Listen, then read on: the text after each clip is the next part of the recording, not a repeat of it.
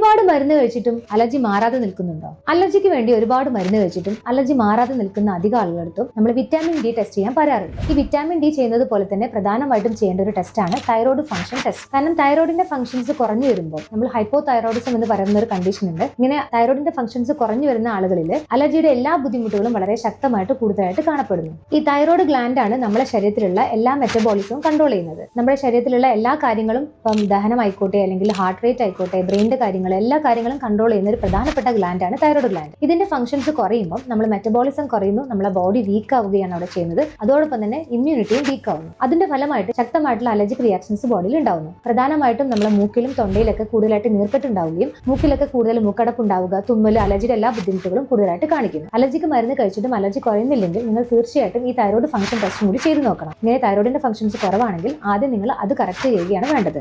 എന്നാൽ മാത്രമേ നമുക്ക് അലർജി നല്ല രീതിയിൽ കൺട്രോൾ ചെയ്യാൻ പറ്റുകയുള്ളൂ. തൈറോയിഡിന്റെ ഫംഗ്ഷൻസ് കുറഞ്ഞത് കാരണം ഒരുപാട് ബുദ്ധിമുട്ടുകൾ ഉണ്ടാവാറുണ്ട്. അമിതമായിട്ടുള്ള ക്ഷീണം, കൂടുതൽ വെയിറ്റ് കൂടുക, സ്കിന്നൊക്കെ ഡ്രൈ ആവുക, ഹെയർ ഫോൾ ഉണ്ടാവുക, സ്ത്രീകളിലാണെങ്കിൽ മെൻസസ് ഇറഗുലർ ആവുക അല്ലെങ്കിൽ ഹെവി ബ്ലീഡിംഗ് ഉണ്ടാവുക, ഇവൻ വന്ധ്യതയ്ക്ക് പോലും ഇതൊരു കാരണമായി മാറാറുണ്ട്. അപ്പോൾ ഇതെല്ലാം നിങ്ങളുടെ ശരീരം കാണിക്കുന്നുണ്ടെങ്കിൽ തീർച്ചയായിട്ടും നിങ്ങൾ തൈറോയ്ഡ് ഫംഗ്ഷൻ ടെസ്റ്റ് ചെയ്യേണ്ടതാണ്. തൈറോയിഡിന്റെ ഒരു ഫാമിലി ഹിസ്റ്ററിയും കൂടി ഉണ്ടെങ്കിൽ തീർച്ചയായിട്ടും നിങ്ങൾ ഈ ടെസ്റ്റ് ചെയ്യേണ്ടതാണ്. തൈറോയ്ഡ് ഫംഗ്ഷൻ ടെസ്റ്റ് ചെയ്യുക. അതിലെന്തെങ്കിലും തൈറോയിഡിന്റെ ഈ ഹൈപ്പോതൈറോയിഡിസം എന്ന് പറഞ്ഞിട്ടുണ്ടെങ്കിൽ നമ്മൾ TSH കൂടുതലായിട്ട് ഉണ്ടാകുന്ന കണ്ടീഷനാണ്. അപ്പോൾ അത് നമ്മൾ പ്രോപ്പറായിട്ട് ഈ ഹൈപ്പോതൈറോയിഡിസം എന്നുള്ള കണ്ടീഷൻസ് കറക്റ്റ് ചെയ്യുക. അതോടൊപ്പം തന്നെ അലർജിയുടെ ടെസ്റ്റുകൾ ചെയ്തിട്ട് തൈറോയ്ഡ് പ്രോപ്പറായിട്ട് നമ്മൾ കൺട്രോൾ ചെയ്താൽ മാത്രമേ നമുക്ക് നല്ല രീതിയിൽ അലർജി പെട്ടെന്ന് തന്നെ കൺട്രോൾ ആയി കിട്ടുകയുള്ളൂ. നിങ്ങൾക്കും ഇതുപോലെ തന്നെ അലർജിയോടൊപ്പം തൈറോയിഡിന്റെ ബുദ്ധിമുട്ടുണ്ടോ? എന്നാൽ താഴെ കമന്റ് ചെയ്യൂ.